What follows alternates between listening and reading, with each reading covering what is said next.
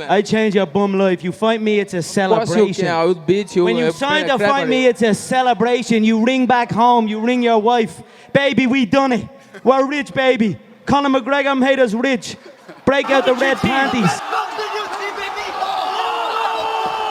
Are you ready? That goes in the files. Are you ready? Let's get it all! Yo, welcome back to the 5th round. As always, your boy Stephen Moustaris.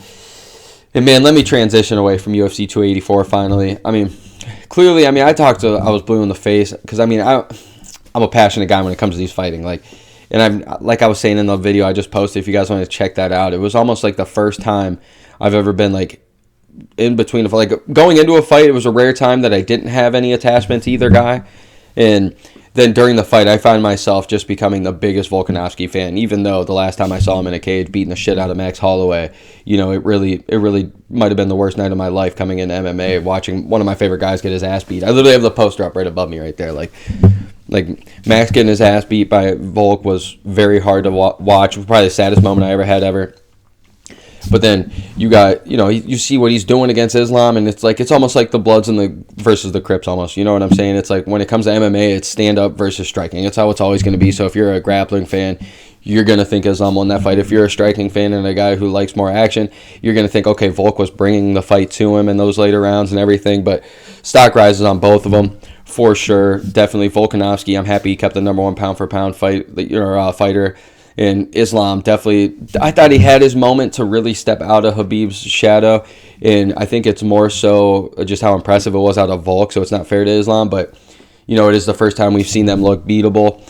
And, yeah, so I think Islam's probably still in Khabib's shadow. And I think if anything now, I think Khabib's probably considered definitely better, way better at this rate, even though we hear all these stories from the gym and stuff. But you guys want to check that out, go for it. But when I'm talking, I don't know how this man Conor McGregor somehow just always, like, I get it, his charisma, his personality, his voice, his mic skills, just everything that he's already done to his legacy. He's already done, like champ, doing all these things, everything he's ever done, sleeping all these things that he has done that are so fucking impressive, and yet he hasn't won a fight in how long? And we're sitting here, they just announced the shit with the Ultimate Fighter, and I'm sitting here now like, man, you're telling me there's not a chance that this man somehow always is on the brink of having a title fight?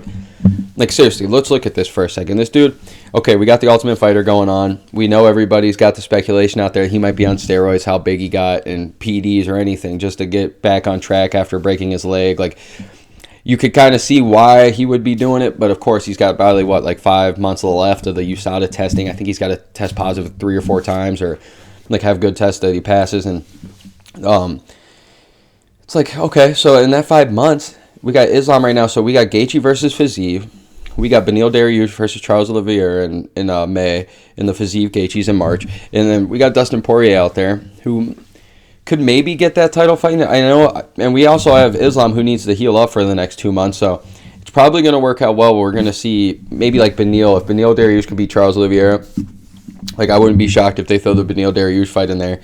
But that gives the time for Conor and Michael Chandler to build that up, the Ultimate Fighter. I'm not sure what Conor we're going to get. We could get cocaine Conor, drunk Conor that's always just like crazy, throwing dollies, calling people names, racist names, fucking the crazy shit that we've seen against Khabib, against Nate, against Floyd, all the crazy stuff that we see out of that man. Although we could see that, especially since he's been off for a while and he's got something to prove. Or we could get the humble Conor. But regardless, we're still going to get a fight between them around UFC 290, 91, 89, something around there. And say neither of them get hurt. Chandler is known to come into these fights that he could have a really good game plan and make it hell for the guys. He feels the crowd's energy, he feels the firefight, and he lets himself go. And the last person you want to get in that firefight with is Conor McGregor. So, you're telling me right now, at that night, we see Conor sleep him in a round or two, and next thing you know, Chandler's taking his gloves off. He's retiring. He's announcing, man, I fought for how long now? I've done everything I could. I was a champion in Bellator.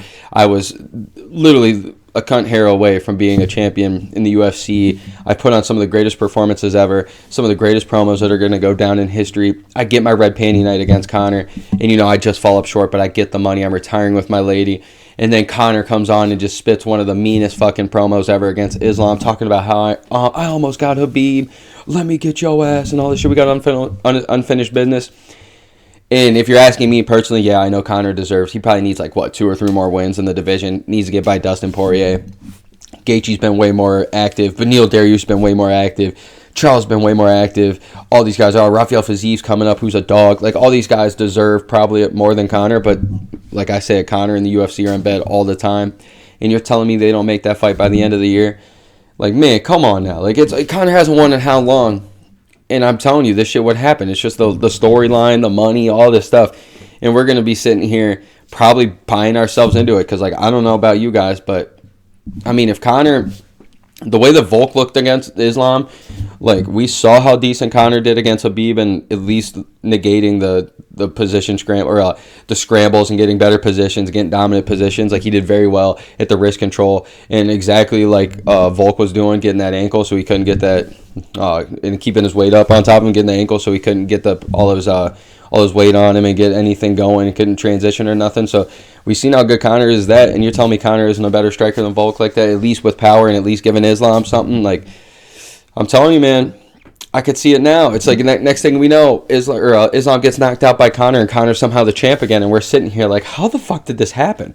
Like, what the fuck just happened? Conor just sits out for how long, breaks his leg, comes back, gets 1 win over Michael Chandler, who didn't beat Gaethje, who didn't beat Dustin, but I know they gave him good fights. But it's like, we could easily see it happening, and it's just wild how this sport is, and I love it. You know what I'm saying? And yeah, you know, I'm agreeing with a lot of people. I've been talking about, like, hey man, like, we need to be more consistent with the judging and stuff. But sadly, it's situational when it comes to fighting. That's what I was saying with Islam. It's not fair that Islam is getting talked down upon right now because of how good Volkanovski looked, but it's just situational. It's because they're the Dagestani wrestlers. We've never seen them even get close to.